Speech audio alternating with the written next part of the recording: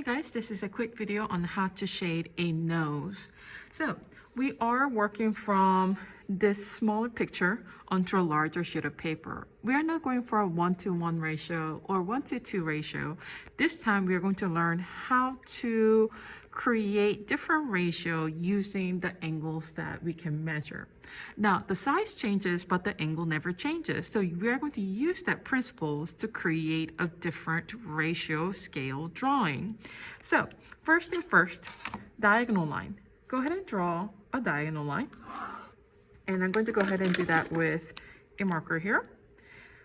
Reason why we create diagonal line from corner to corner is because we're looking at this angle.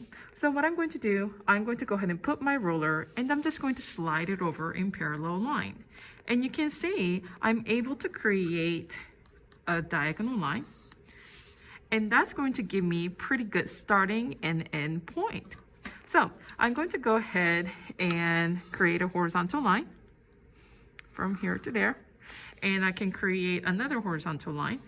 And as long as we meet these two corners, no matter how big or small these boxes will be, it's going to be in the same ratio as this drawing.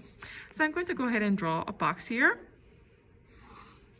Just make sure your corners are 90 degrees and your boxes will always stay true to each ratio. Now what I'm going to do, I'm going to draw a plus, which is going to be a center point. Now the best way for me to find a center point for this box is to draw a X point. That's going to be center line. And with that, I'm just going to go ahead and draw vertical line and horizontal line. That point is a midpoint for height and the width. So I'm going to go ahead and do the same thing. Wherever it meets, I should be able to find vertical and horizontal line. Now, with this, I'm going to go ahead and erase these guidelines to the point where we can still see it, but it wouldn't bother us with the drawing. Whenever we draw contour line or guideline, we want to make sure that it doesn't become a predominant line for us to read for the final drawing. So at this stage, we are ready to go ahead and start drawing the contour lines of it. So let's go ahead and take a look at this. On your third quadrant, I am seeing the spear, which is your nose ball. I'm going to go ahead and put that in there. Slightly bigger, right?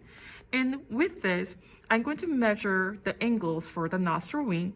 It's slightly at an angle. Do you guys see that? So I'm going to go ahead and make that slight angle and use this edge of the ball to create my nostril wing.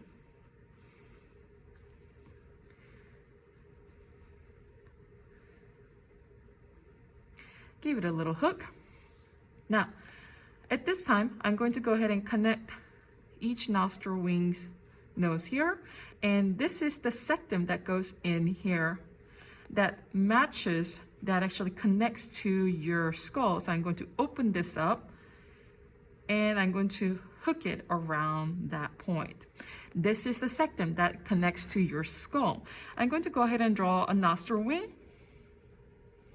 Okay, you can almost think of it as another separate wing here, but we are going to use that sort of an imaginary spear to create our nostril wing, or you can simply read that line and transfer that. I do see a shadow, but it's not a definite shape, so I'm going to go ahead and leave that there for now. And I'm going to go ahead and draw our nostril wing on the other side. And remember what we talked about, never connects it. Always leave a little bit of space because that part is also septum that curls into your nose. At this time, I'm going to go ahead and connect to the top of the nose ball, and that's going to naturally lead me to the nasal bridge. Goes up, and glabella that allows the third eye to be there, right? And I am done with the nose. Are we going to be ending with this one? No, because we still have to create maxilla, which is the side plane of your nose. I'm going to go ahead and start defining my dark shade. I'll say this is about dark medium shadow. So I'm going to go ahead and outline this maxilla. Remember when we were contour lining, we did not emphasize this. All right, I see the nostril, wing, and the tear duct will be a good alignment. It's a little bit off, and that's okay. We can use that space.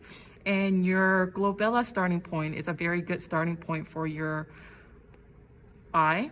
So we are going to just match where that is, all right?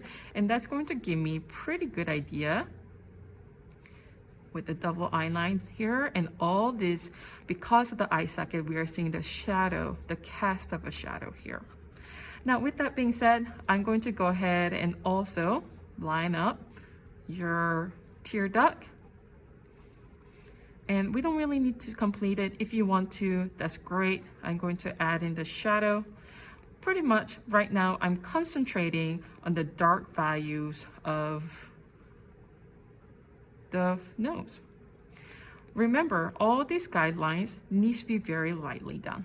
All right, I'm going to go ahead and erase all the guidelines at this time. And the next video, I'm going to go ahead and start shading because I am done with the contour line.